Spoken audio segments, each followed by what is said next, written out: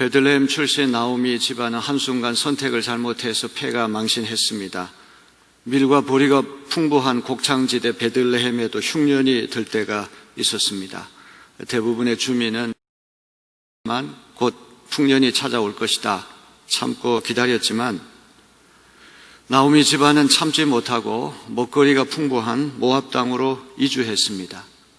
모압은 그모스 신을 섬기는 우상숭배 민족이었고 단지 10대가 아니라 영원히 통에 들어올 수 없는 저주받은 족속입니다.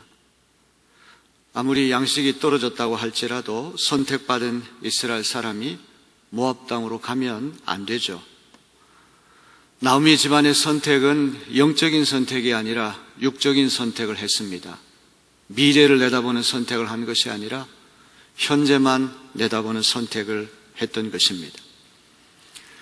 우리가 인생을 살다 보면 잘못된 선택을 하는데 이 잘못된 선택 때문에 톡톡한 대가를 치를 때가 있습니다. 나오미 집안도 일시적으로 잘못된 선택을 해서 그 집안 전체가 큰 어려움에 빠지게 됐습니다. 외국 땅에서 남편인 엘리멜락이 세상을 떠났습니다. 모압 여성을 며느리로 맞아들였지만 10년 사이에 두 아들이 차례로 요절했습니다. 남자 셋은 죽고 집안에 여자 셋만 덩그러니 남게 된 것입니다. 한순간의 그릇된 선택이 얼마나 쓰라린 결과를 몰고 오는가 나오미는 절실하게 체험을 했습니다. 나오미는 이렇게 부끄러운 모습으로 고향 땅에 돌아갈 수 없으니 그냥 이방 땅에 한평생 살다가 죽겠다 이렇게 생각할 수도 있었지만 고향 땅으로 돌아가기로 결심을 했습니다. 이제 모압에서 얻은 며느리 두 사람 오르바와 룻이 있는데 이 두 며느리에게 너희는 베들레헴 가면 이방인이고 여러 가지 푸대접을 받을 거니까 네 고향 땅에 남아서 좋은 신랑 만나서 재혼해서 행복하게 잘 살라 설득을 했습니다. 오르바라고 하는 며느리는 시어머니 말을 듣고 편리하고 안전한 길을 선택했습니다. 모압 땅에 남기로 한 것이죠. 하지만 작은 며느리 룻은 시어머니 따라서 베들레헴으로 오겠다는 선택을 했습니다. 재산도 잃어버리고 피부치도 잃어버리고 빈털털이 알거지가 돼서 돌아온 이 나오미와 룻이 어떻게 됐을까요? 룻기 2장 말씀을 오늘 통째로 읽었는데 고향에 돌아온 두 사람이 어떻게 되는가를 이제 우리에게 들려주고 있습니다. 나오미와 룻에게 돋보인 것은 베들레헴으로 돌아오기로 한 선택입니다. 체면을 생각하게 되면 고향으로 돌아가는 건 죽기보다도 싫은 일이었을 것입니다.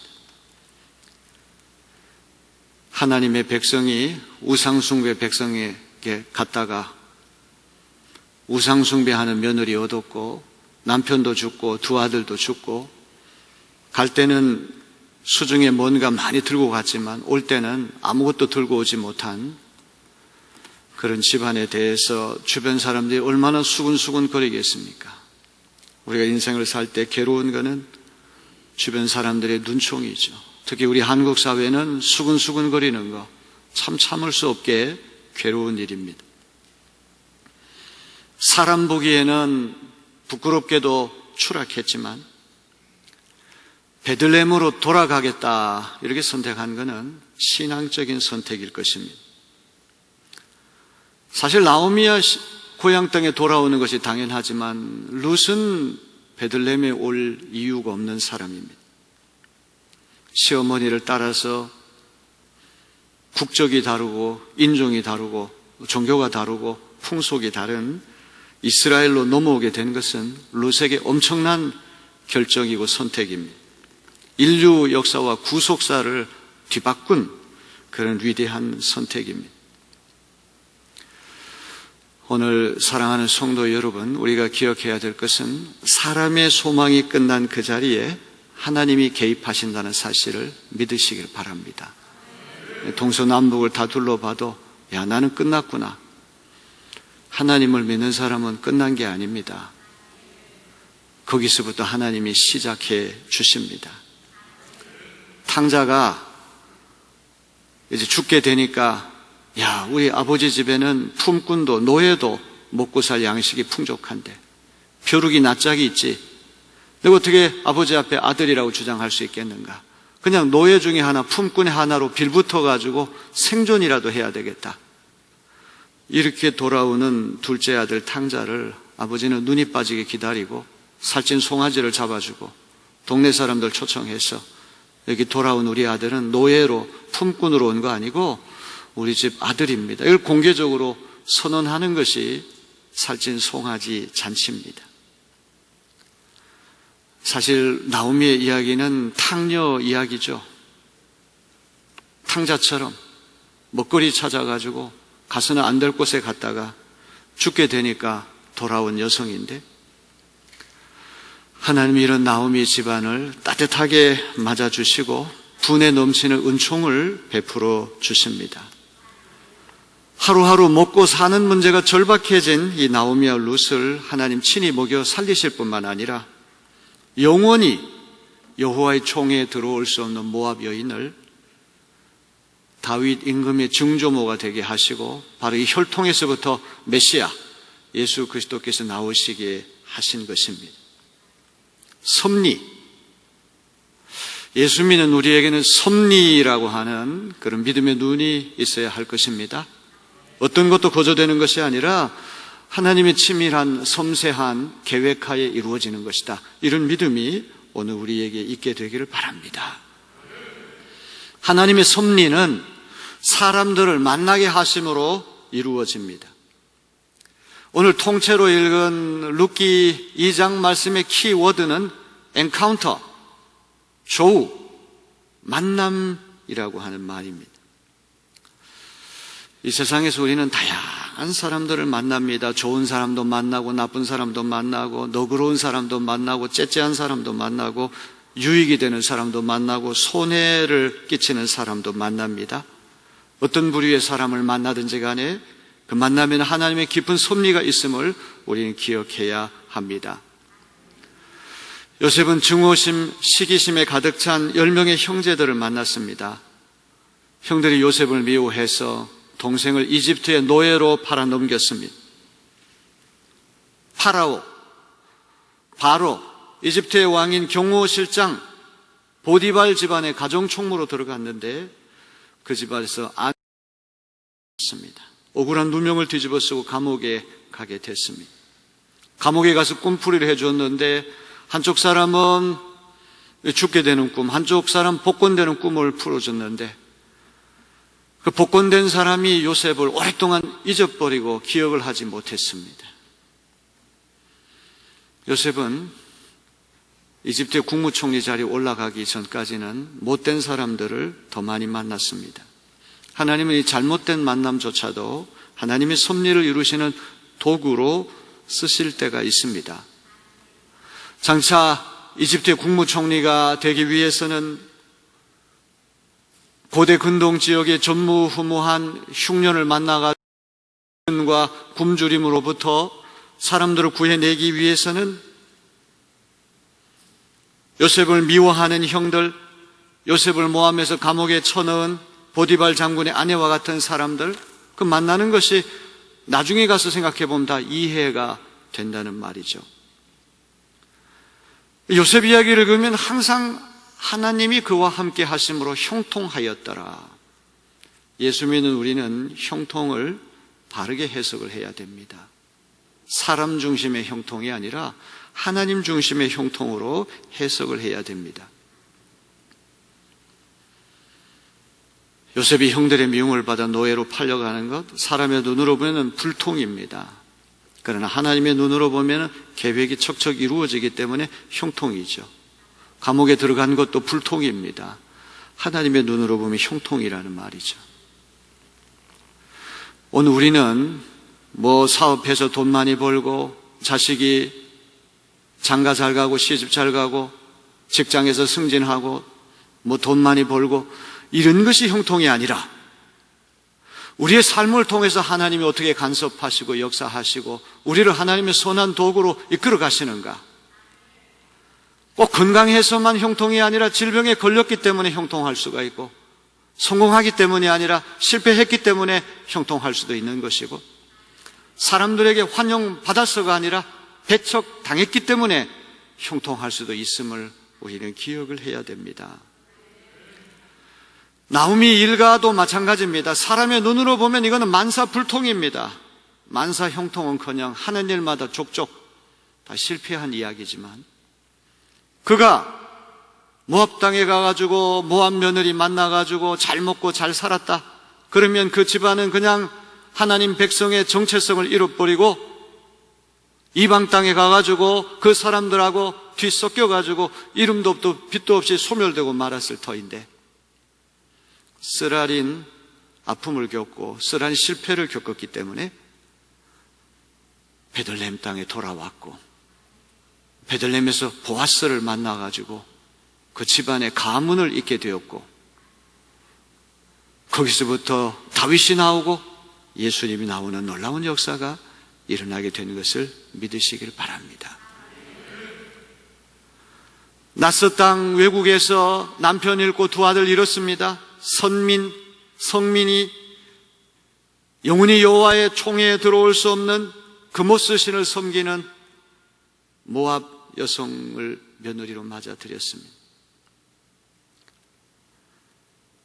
잘못된 일이지만 그 잘못된 일을 바꾸시는 하나님, 고난과 실패 속에서 하나님 놀라운 일을 일으키시는 그 섭리, 그것을 믿을 수 있는 저와 여러분 되기를 바랍니다.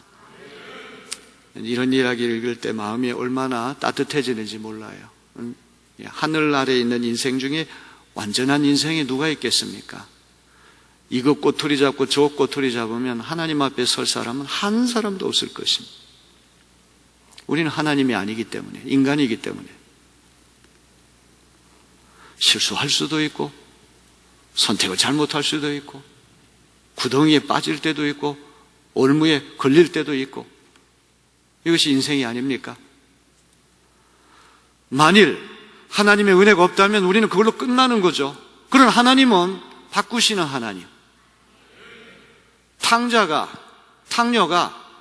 고향으로 돌아오기만 하면 하나님 맞아주시고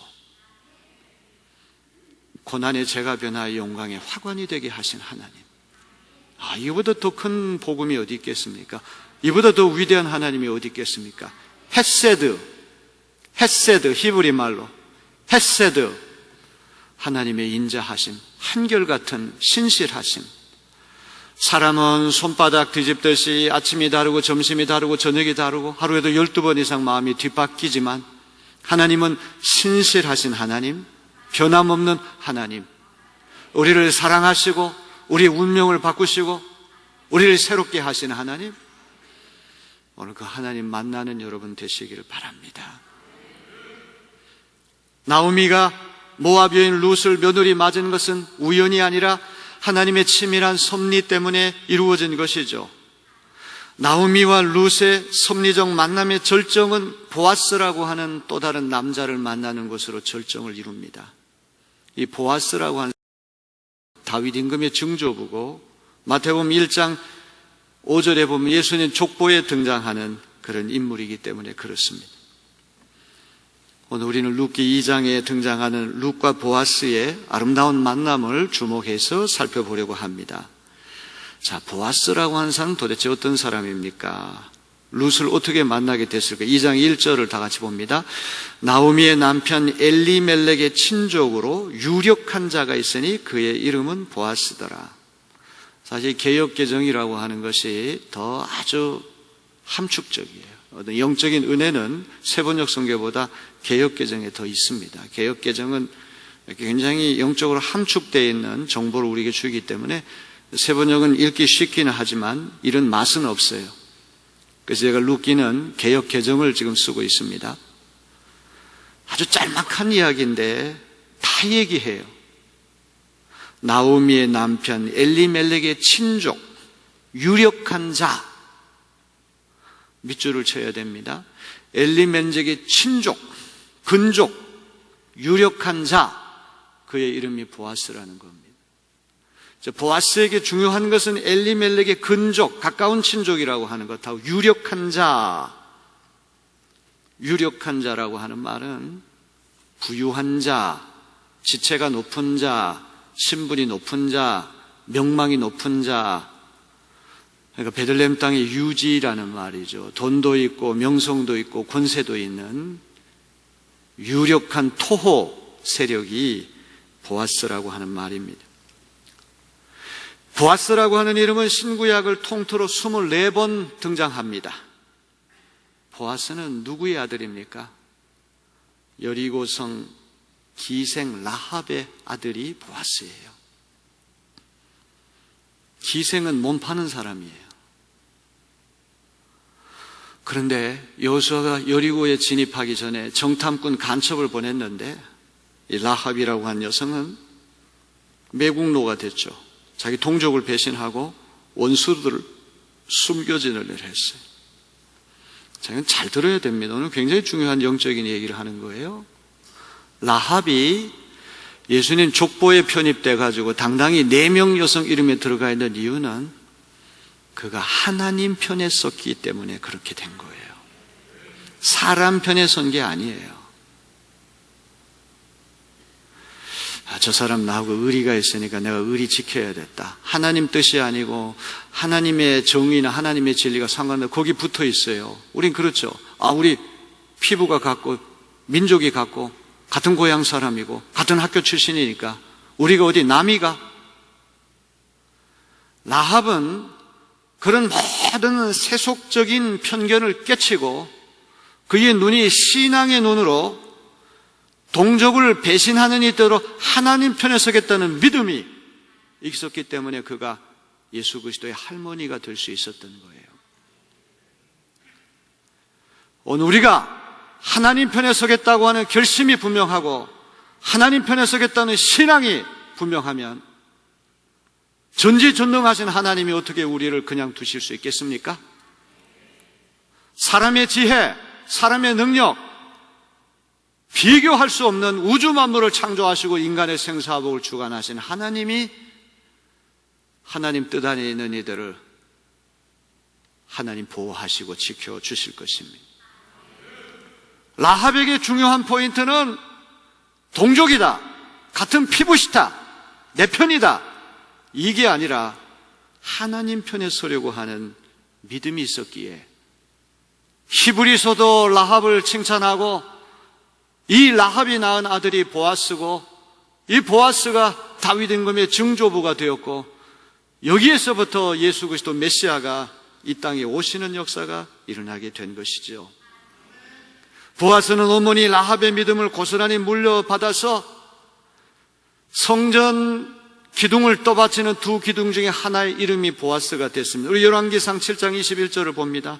이 두 기둥을 성전의 주랑 앞에 세우되 오른쪽 기둥을 세우고 그 이름을 야긴이라 하고 왼쪽의 기둥을 세우고 그 이름을 보아스라 하였으며,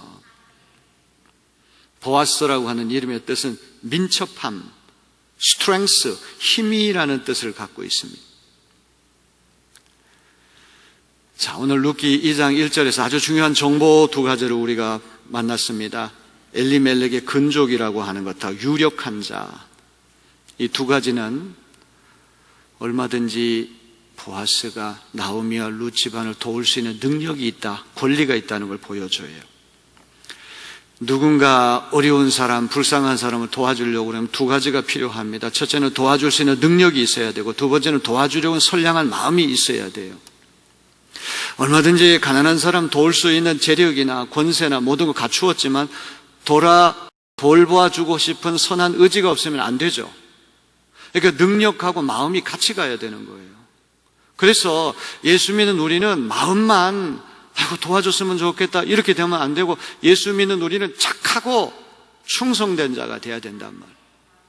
마음은 착해서 어디 가든지 정말 무골호원이란 소리는 듣는데 능력이 없어. 이거 예수 믿는 사람은 그렇게 되면 안 되는 거예요. 여기 보아스는 엘리멜렉의 근족이며 베들레헴의 유력한 자로서 얼마든지 룻과 나오미를 먹여 살릴 수 있는 재력이 있고 법률적인 권리가 있는 사람이에요. 자, 엘리멜렉의 근족이라고 하는 사실은 어떤 의미를 갖습니까? 자, 룻기를 읽어보게 되면 기업 물을 자라고 하는 말이 아주 독특한 말인데 7번 나옵니다. 한번 따라합시다. 기업 물을 자, 기업 물을 자. 7번이나 나오는데 이 기업 물을 자는 어떤 사람인가를 레위기서 25장 25절은 이렇게 설명합니다. 화면에 다 나옵니다. 다 한번 읽어볼까요? 내 형제가 가난하여 만일 그의 기업 중에서 얼마를 팔았으면 그에게 가까운 기업 물을 자가 와서 그의 형제가 판 것을 물을 것이요. 어떤 집안의 사람이 가난해져 가지고 땅을 팔았어요. 그럴 때 가까운 친척이 돈을 주고는 땅을 다시 사가지고 되돌려 주는 거죠. 노예로 팔려갔습니다. 그럼 가까운 친척이 노예로 팔려간 사람 값을 다 치르고 다시 회복시켜주는 것을 기업 물을 자라고 그래요. 일종의 사회 보장 제도죠. 이스라엘의 아주 독특한 풍속입니다. 이 기업 물을 자의 가장 두드러진 특징은 고엘이라고 한 제도예요. 고엘. 한번 따라합시다. 고엘. 히브리 말로 고엘이라고 하는 이 제도는 한 집안이 자식이 없이 후사를 이을 수 없이 가문의 대가 끊어질 그렇게 지경이 되면 계대 결혼이라고 하는 게 있어요. 형이 자식이 없이 가문 없이 죽었다 그러면 동생이 형수를 취해가지고 자손을 낳아가 집안을 잇게 하는. 자, 문제는 지금 나오미 집안은 남편 죽고 두 아들 죽고 나오미는 늙어가지고 아이를 생산할 그런 능력이 없는 여성입니다. 그야말로 달거리가 끊어지고 생산할 능력이 없어요. 이제 룻이 하나 남았는데 엘리멜렉은 이 기업 물을 자 고엘 제도로 얘기한다면 바로 룻과 결혼해서 이 엘리멜렉 집안에 끊어진 이 가문 영영이 족보 속에서 그 이름이 사멸될 위기에 놓이는 이 집안을 이어줄 수 있는 권리가 보아스에게 있다고 하는 말이죠. 거기다 재력이 있습니다. 얼마든지 도와줄 수 있다는 거죠. 법적으로나 재산이나 신분상으로 나오미 일가를 도울 수 있는 보아스에게 이 집안을 돕고자 하는 기꺼운 마음이 있느냐, 능력은 있는데 선량한 의지가 있느냐, 이게 중요한데 오늘 그것을 우리가 주목해서 봐야 된다는 말이죠. 나오미와 룻이 베들레헴에 돌아왔을 때 알거지가 됐지만 그 시기는 보리 추수가 시작된 때입니다. 먹거리가 다 떨어져서 굶어 죽게 돼서 찾아왔지만 하나님은 기가 막히게 타이밍을 보리 추수 때에 돌아오게 하셨어요. 보리 추수 때가 되면 이스라엘에는 이삭 줍기라고 하는 독특한 풍속이 있습니다. 이것도 아주 중요한 말, 따라합니다. 이삭 줍기. 부잣집에서 추수를 할 때 이 곡물을 부주의로 실수로 떨어뜨리거나 아니면 일부러 그냥 떨어뜨려요. 그러면 가난한 사람들이 와가지고 그걸 주워 가지고 먹고 살게 하는 제도예요. 자, 이 보리 추수나 이런 이삭 줍기 할 때 중요한 거는 남자 소년들이 열심히 보리를 베면 바로 뒤에 소녀들이 바싹 따라가면서 단을 묶습니다. 그러면 그 단을 다 묶어가지고 곡간에가 다 갖다 드리고 이제 이 추수가 끝나면 가난한 사람들이 밭에 들어가서 이삭 줍기를 하는데 보아스가 룻을 얼마나 어여삐 여겼는지 소년이 앞에 가서 보리를 베고 뒤에 소년이 보리딸을 묶으면 바로 그 뒤에 바싹 붙어가지고 계속 따라다니면서 이삭을 줍게 해줬다는 말이죠. 그러니 얼마나 많은 이삭을 주었겠습니까?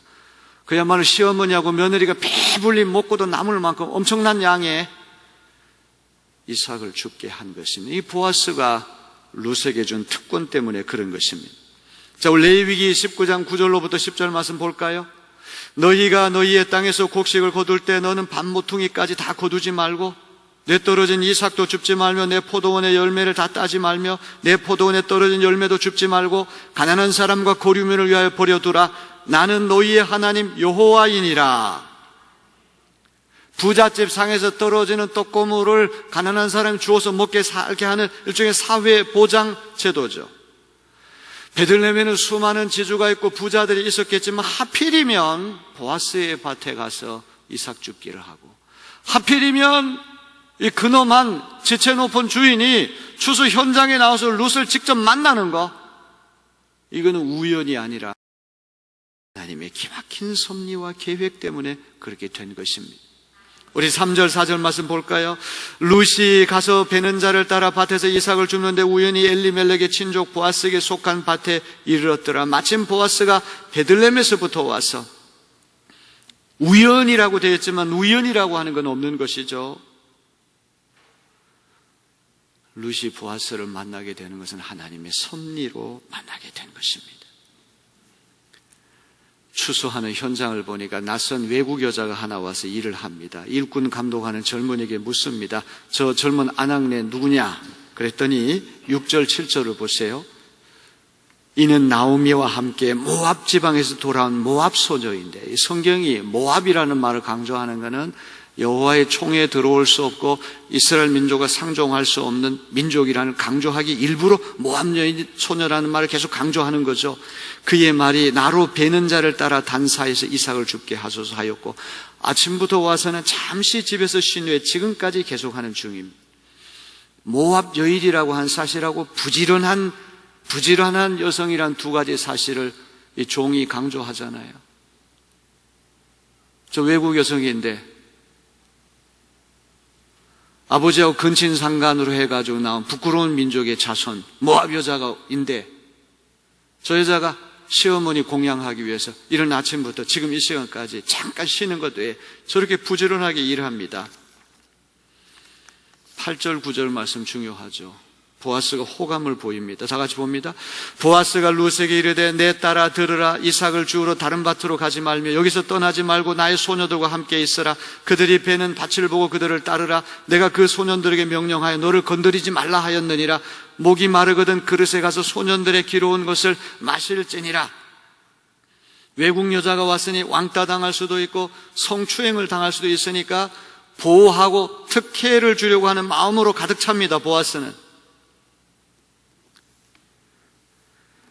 이렇게 은덕을 베푸니까 룻이 이렇게 묻죠. 10절 보세요. 룻이 엎드려 얼굴을 땅에 대고 절하며 그에게 이르되 나는 이방 여인이거늘 당신이 어찌하여 내게 은혜를 베푸시며 나를 돌보십니까? 자, 오늘 11절 12절 말씀만 읽고 오늘 시간이 많이 가서 제 설교를 이제 마치려고 합니다. 우리 11절 12절 다 같이 읽어볼까요? 보아스가 그에게 대답해 이르되 내 남편이 죽은 후로 내가 시어머니에게 행한 모든 것과 내 부모와 고국을 떠나 전에 알지 못하던 백성에게로 온 일이 내게 분명히 알려졌느니라.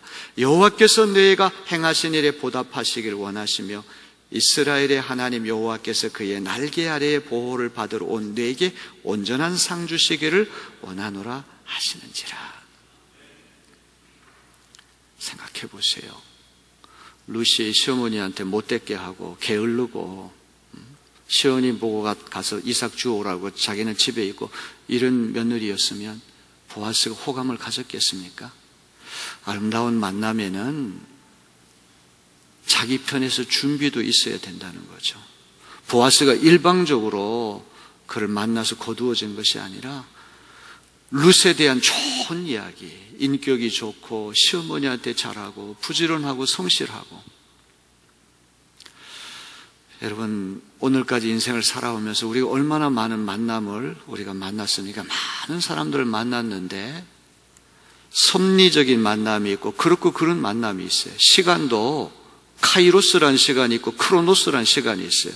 카이로스는 시간, 구원의 시간, 은혜의 시간, 수직적으로 하나님 뚫고 들어오는 시간.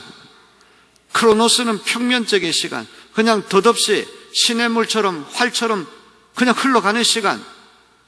우리의 만남도 수많은 만남을 만나지만 섭리적인 만남은 별로 없다 이 말이죠. 하나님이 기막히게 인도하셔서 하나님이 기막히게 간섭하셔서 거기서 위대한 역사가 일어나고 이웃에게 선익을 끼치고 공동체를 구하고 가문을 구하고 민족을 구하고 인류 역사를 구하는 그런 만남. 여러분, 그런 만남을 우리가 경험해야 되지 않겠습니까?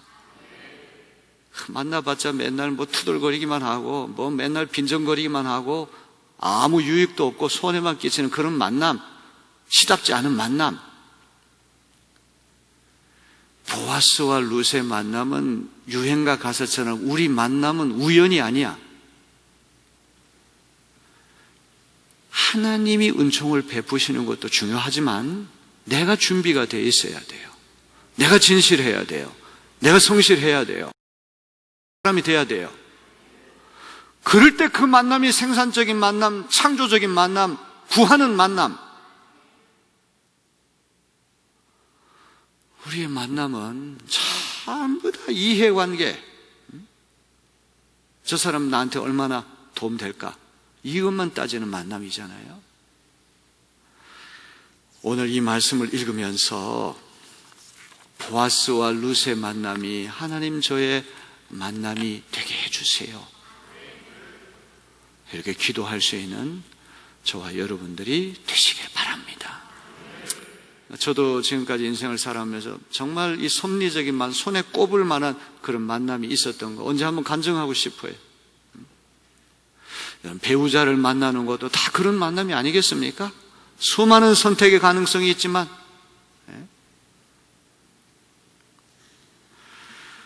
오늘 이 말씀, 귀한 말씀 마음에 잘 새겨듣는 시간 되길 바랍니다.